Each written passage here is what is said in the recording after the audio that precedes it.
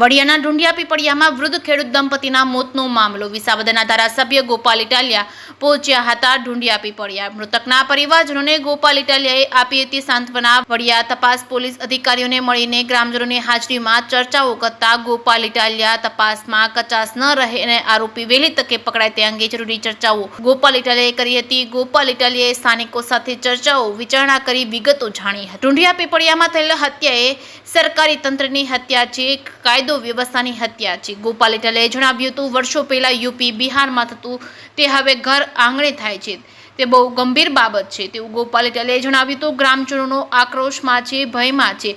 એક ઘરે ઘટના ઘટી તો કાલે બીજા ઘરે ઘટના ઘટે તો તેનો ભય છે। પોલીસને વિનંતી છે કે આવા આરોપીને પકડાઈ જાય તેની પાછળ એની પાછળ કોઈ પોલીસ અધિકારી કે નેતાઓ છે કે માથા ભારે છે કે કેમ તેની તપાસ થાય તેવું ગોપાલ ઇટાલિયાએ જણાવ્યું હતું। જે કે સિંહ સાથે રાજુ કારિયા વડિયા। ઢુંડિયા પીપળિયા ગામે જે ક્રૂર અને ઘાતકી ડબલ મર્ડર હત્યાનો બનાવ બન્યો છે એ બાબતે આજે મેં પીડિત પરિવારની મુલાકાત લઈ મૃતકોને શ્રદ્ધાંજલિ પાઠવી, ગામજનો સાથે સંવાદ કર્યો અને આ ઘટના બાબતે અને આની પહેલાં પણ ગામજનોનો કોઈ પ્રશ્ન હોય, ગામજનોની કોઈ ચર્ચા હોય એ બાબતે મેં વિશાળ સંખ્યામાં ઉપસ્થિત લોકો સાથે વાતચીત કરતા ગામના લોકોએ મને જે કાંઈ પણ જણાવ્યું એ બાબત અંગે મેં અહીંયા હાજર પોલીસ અધિકારીશ્રી સાથે પણ વાતચીત કરી।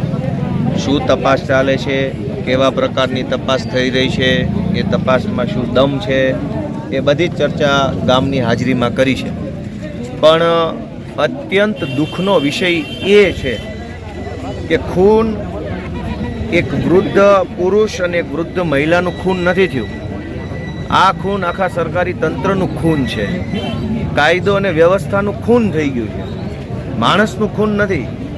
આટલી મોટી સરકાર, આટલું બધું પોલીસ તંત્ર, SP, DYSP, PI, PSI, SI, D staff, LCB, SOG, આટલું બધી વ્યવસ્થા ઊભી કર્યા પછી પણ જો કોઈ માણસ ખૂન કરી નાખે એટલી મોટી હિંમત થઈ જતી હોય તો આ આખી વ્યવસ્થાની જ ખૂન થઈ ગયું કહેવાય।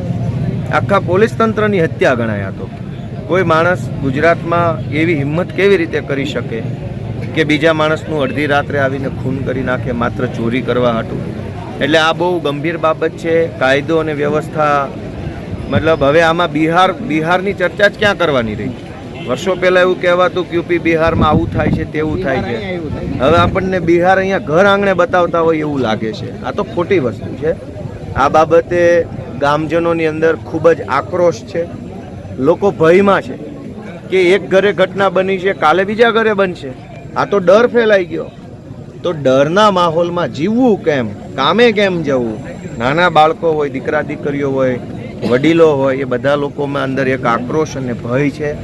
પોલીસને મેં ગામ વતી એક વિનંતી કરી છે, રજૂઆત કરી છે કે ભાઈ તાત્કાલિક વહેલી તકે આનો જે કાંઈ પણ આરોપીઓ હોય એને વહેલી તકે પકડવામાં આવે અને એ આરોપીઓની પાછળ કોઈ પોલીસ અધિકારી, કોઈ નેતા કે કોઈ માથાભારે માણસો છે કે કેમ એની પણ તપાસ થવી જોઈએ। આ બાબત અંગે આજે ગામમાં ચર્ચા થઈ છે।